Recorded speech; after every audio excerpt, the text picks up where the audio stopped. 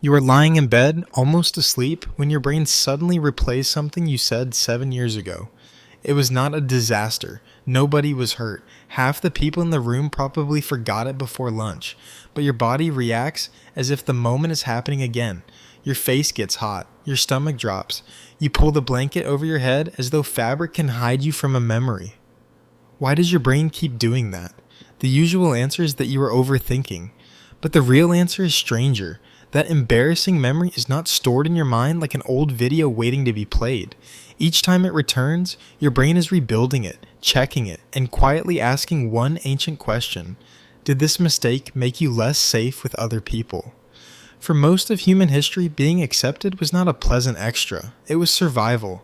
You needed other people to share food, warn you about danger, care for children, and let you sleep near the fire.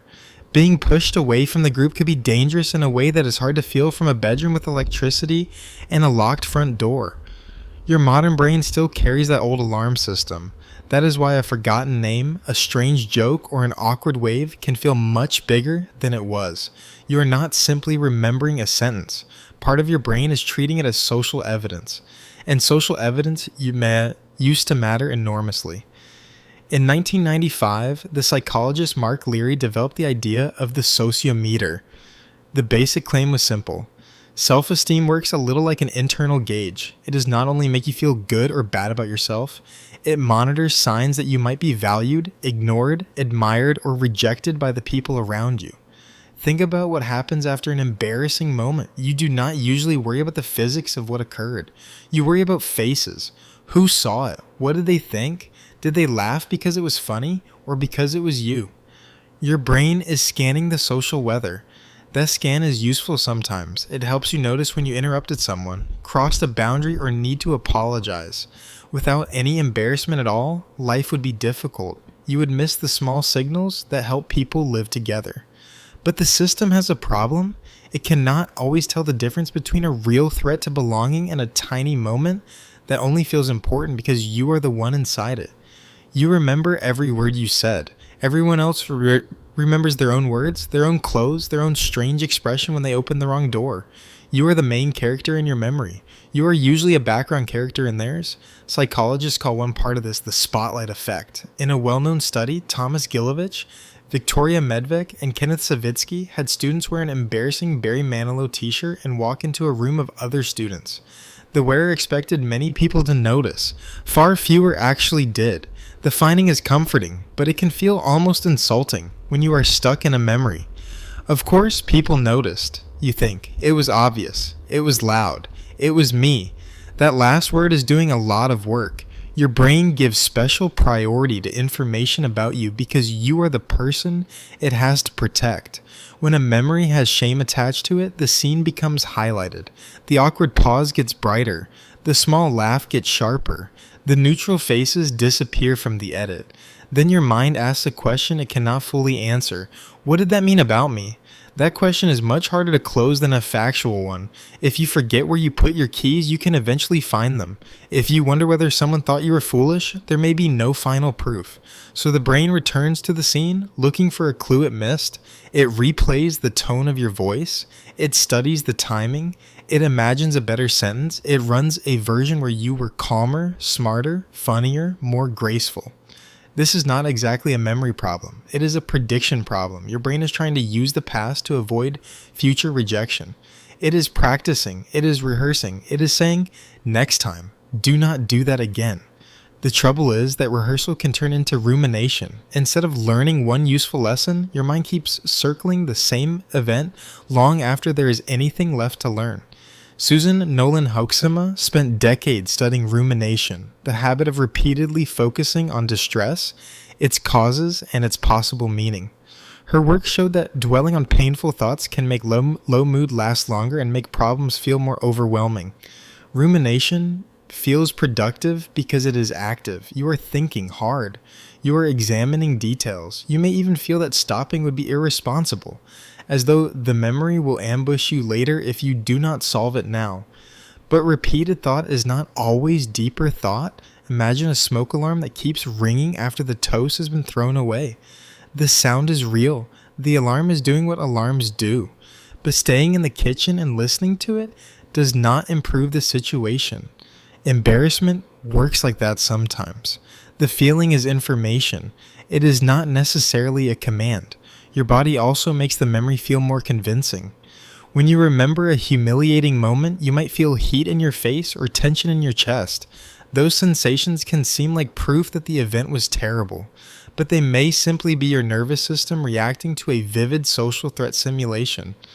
The psychologist James Gross has studied emotion regulation, including the ways people shape emotional responses before and after they become intense. One important idea from this work is that attention matters. What you repeatedly look at becomes easier for your mind to find again. If you keep returning to an embarrassing scene, you strengthen the path back to it.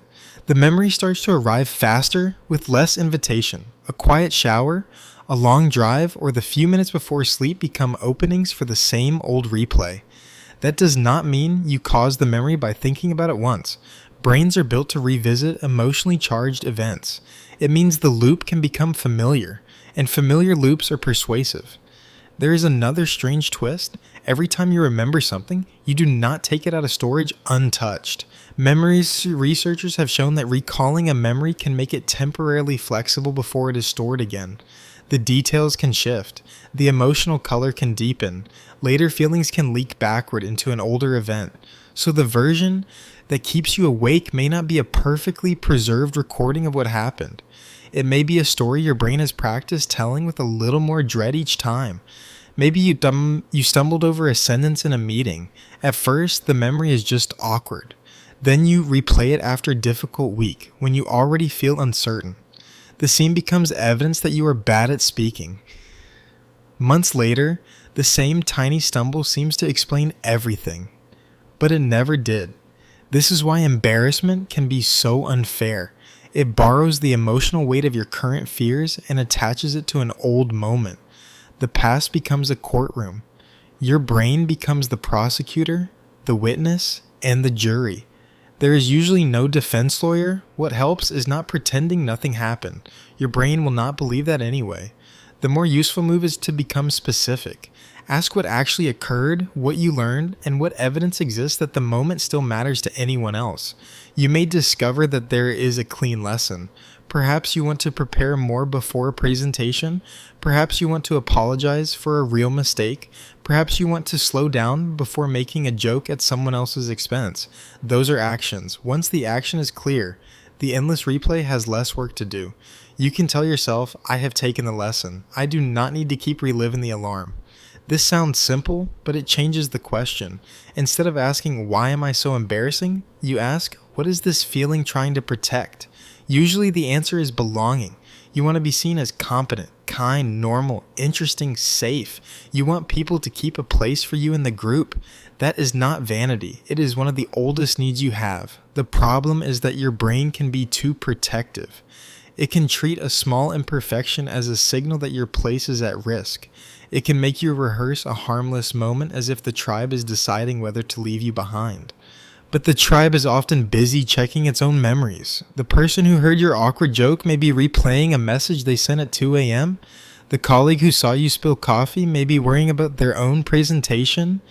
The stranger you thought stared at you may have been trying to remember whether they locked their car. Everybody is carrying a private spotlight. That is why compassion can be more accurate than shame. Not sweeter, more accurate. It accounts for the fact that people are usually less focused on you than you fear, and that you would probably forgive someone else for doing exactly what you did. Try that thought honestly. If another person paused too long, mispronounced a word, waved at someone who was not waving at them, or told a joke that landed badly, would you build a permanent identity around it? Probably not. You might notice, you might feel a small flicker of recognition. Then you would return to your own life. Your brain deserves that same proportion. This does not mean all embarrassment disappears. Some memories will still sting. That is normal. The goal is not to become a person who never blushes, never cares, and never learns from social mistakes.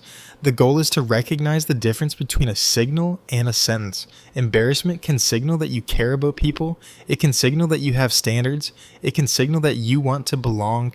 It does not have to sentence you to replaying one small moment for the rest of your life. So when your brain brings up that thing you said years ago, notice what it is doing. It is not trying to torture you for entertainment. It is running an ancient safety check with modern anxiety and very little context. You can thank it for trying. Then you can remind it that the room is gone, the conversation is over, and your place in the world is not balanced on one imperfect sentence. Tonight, when the memory returns just as you are falling asleep, you may still feel that old heat in your face, but you will know what it is. Not proof that you should hide, just an old survival system, mistaking a small human moment for the moment you might be left behind.